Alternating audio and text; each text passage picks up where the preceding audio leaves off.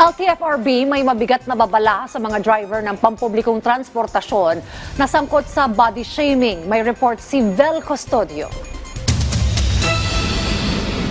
Araw-araw nagko-commute si Patricia papasok ng trabaho. Minsan na niyang naranasan ang body shaming sa pampublikong sasakyan. Nasa UV po ako noon. Then sa likod, usually kasi pag ganon, 'di ba, parang apatan kasi siya. So parang that time, tatlo na kami nun sa isang seat. And then parang sinisiksik pa din siya nung conductor.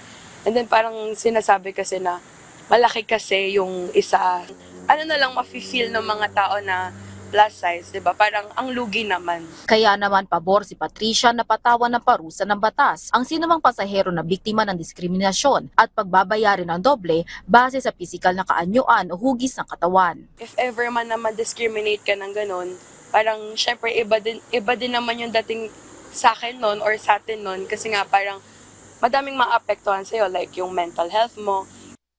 Alinsunod sa direktiba ni Pangulong Ferdinand R. Marcos Jr. na masiguro ang inklusibo at marangal na serbisyo para sa mga Pilipino, nagbabala si Land Transportation Franchising and Regulatory Board o LTFRB Chairperson Teofilo Guadis III kasunod ng mga natatanggap nila mga reklamo laban sa mga public utility vehicle drivers at operators na naniningil ng double fares sa mga plus size o overweight na pasahero. Ayon sa LTFRB, maituturing ito na diskriminasyon at ipinagbabawal din ng batas ang pagpapatong ng presyo ng hindi nakabatay sa fare matrix. Ang sinumang lumabag sa polisiya ng transportasyon ay maaaring patawan ng multa, suspensyon sa operasyon o kanselasyon ng prangkisa. Payo ng LTFRB sa mga pasahero na nakararanas ng diskriminasyon at overcharging na magsumbong sa kanilang hotline 1342 o official social media page para sa agarang aksyon. Vel Custodio para sa Pambansang TV sa Bagong Pilipinas.